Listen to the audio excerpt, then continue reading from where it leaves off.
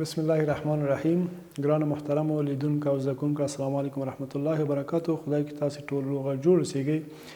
دا یو ځل بیا زه بشیر احمد ستانکزی د یوولسم صنف فزیک د قوې مومنت تر نامه لاندې تاسو ته موضوع در وړاندې کوم. خدای کې چې د موضوع نه تاسو ښه زده کړه وکړئ.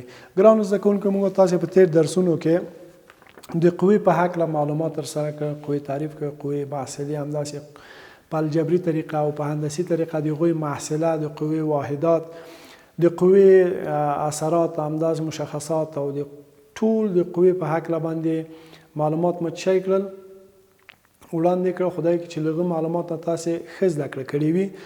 موږ تاسو د قوې یو بل اثر چې پاتې دی چې هغه د قوې مومنت په نامه سره یادېږي، هغه په دغه درس کې تاسو در وړاندې کوم. خو مخکې له درسه ګرانو زده کوونکو ما تاسو ته یو کورنۍ دنده درکړې چې په هغې کې د تعادل حالات تاسو چک کوو.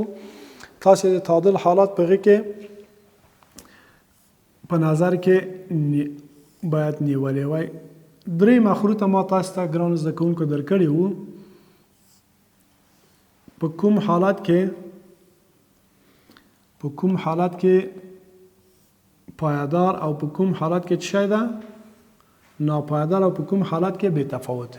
ګرانو زده کوونکو په دې خو پوهیږو چې د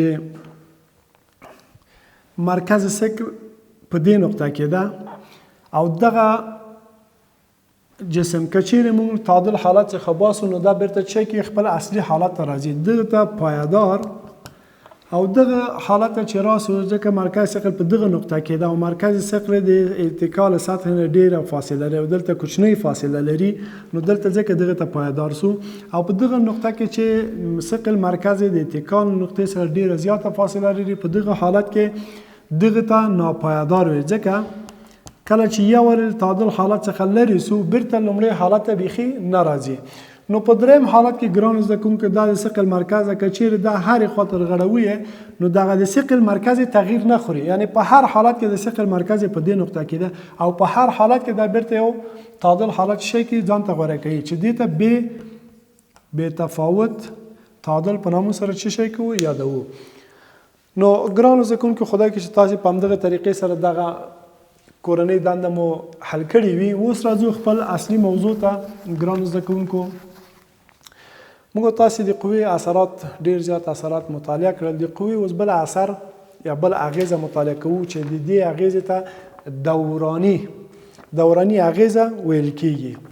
کله چې قوه په داسې یو جسم باندې عمل وکړي، اغیزه وکړي چې په یو محور باندې څه شي تکیه کړی وي، په دې حالت کې قوه جسم د یو محور په شاوخوا څه کې دوران کوي. کله چې دغه جسم په دوران راځي یا دوراني حرکت کوي، دغه حالت چې جسم څه کې دوراني حرکت تر سره کوي، دې حالت موږ تاسو د دوراني مومنت د قوې یا ترک په نامه سره څه شي کو په ترک په نامه سره یادوو. یا داسې وایي ګران زده کوونکو هغه قوه چې جسم د یو نقطې په شاوخوا په څرخېدو راولي، دغه نقطې ته د مومنت نقطې په نامه سره یادوو. اوس ګرانو زده کوونکو که چیرې موږ داسې یو شکل په نظر کې ونیسو،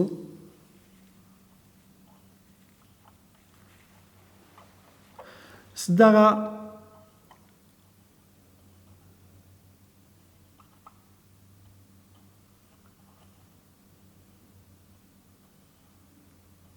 فرض وکړئ دغه یو رنج ده، د دغه رنج په واسطه باندې موږ دغه نټ څه شی کوو نټ خلاصوو.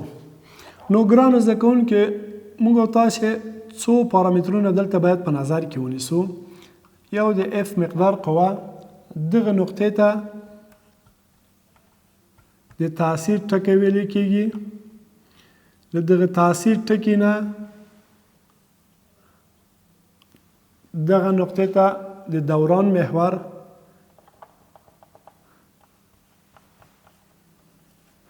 د نقطې ته دوران محور دلته تاثیر ټکی او دا مقدار د قوه او د دوران محور نه تر کوم ځای پورې تر د تاثیر ټکی پورې دغه ته ډي یا اوږدوالی یا فاصله وایي او د عامل قوې دغه نقطې ته زاویه چې کې عامل قوې زاویه په نامه سره یادېږي. یا داسې لیکو چې عامل قوې زاویه عامل قوې زاویه. نو ګرانو زده کوونکو کله چې د یو قوې په واسطه باندې دغه محور د دوران کې چې دغلته نټ وجود لري دغه د رنج په واسطه باندې قوه واردوو نو دغه نقطه د دوران محور دغه نټ د دوران محور باندې څه شي په حرکت راځي یعنی دورانی حرکت کوي چې د قوې په واسطه باندې په ډي فاصله کې د جسم دوران راوستل ته څه شي د مومنت یا تورک په نامه سره یادېږي. مومنت په ام سره ښودل کېږي همدارنګه په تاو دغه ته یوناني حرف ده دته څه شوی کېږي دته تاو یا هم په تاو سره ښودل کېږي هم په ام سره غټ ام سره څه شی کېږي ښودل کېږي. ګرانو زده کوونکو د مومنت تعریف خو مو زده کړ. اوس راځو د مومنت اصلي پارامترونه څو دي. د مومنت پارامترونه لومړی د مومنت پارامتر چې دی هغه عامل قوې پورې اړه لري. عامل قوې پورې اړه لري. څومره چې د قوې مقدار زیات وي همغومره جسم ډیر دوران کوي. بل ګرانو زده کوونکو ډي فاصلې سره ډي مختلف که هغه فاصله ده چې تاثیر ټکي نه تر دوران محوره پر دغه فاصلې ته د څه شي د ډي اوږدوالی په نامه سره یادېږي. ډي اوږدوالی سره. او بل ګرانو زده کوونکو دریم چې ده د عامل قوې د زاویې سره. دریم چې ده عامل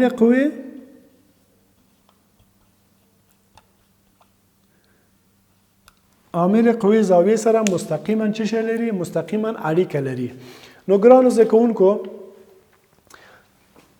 دغلته عامل زاویه مو مساوي له څو سره ده مساوي له 90 درجو سره. په 90 درجو زاویه کې د موږ تاسې مومنت تر ټولو زیات چې په هغه وخت کې چې اف قوه مو ثابت ډي او اف مو ثابت وي او اوږدوالی او قوې مقدار مو ثابت وي نو که چیرې زاویه کوچنۍ کېږي نو مقابل کې مومنت څه شی کېږي مومنت تغییر خوري.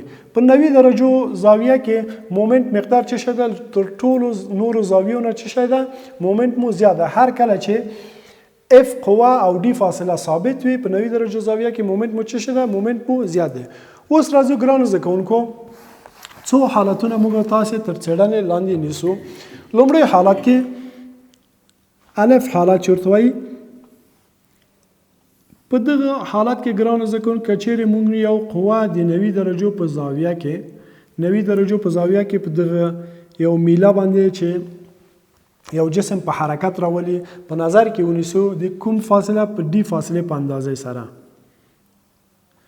د مومنت ام مساوي ده اف ضرب ډي. دا حالت مو په نظر کې اوس که چیرې د دغه قوې مقدار دو چند کو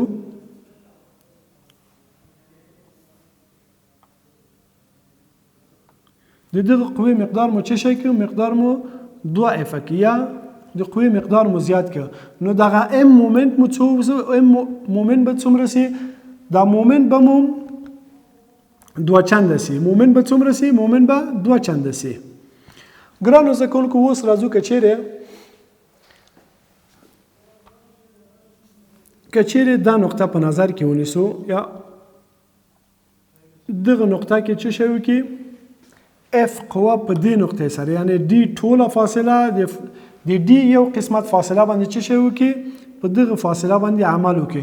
نو دلته معلومداره خبره ده چې مومنت مو په 3 پارامترونو باندې اړه درلوده.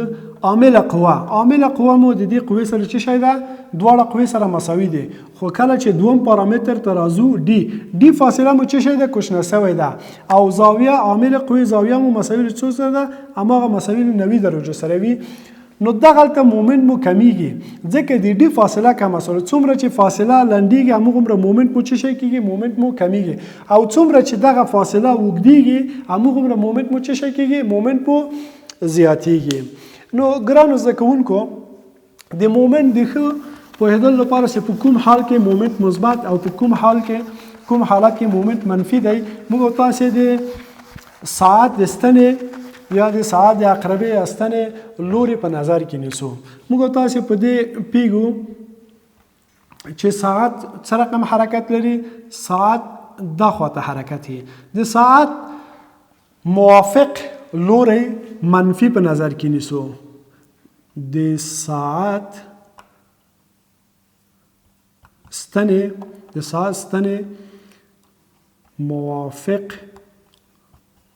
موافق لوري باندې د ساعت ستنې موافق لوري ته د جسم حرکت، کله چې جسم حرکت راولي دته موږ څه شو؟ دته منفي په نظر کې نیسو.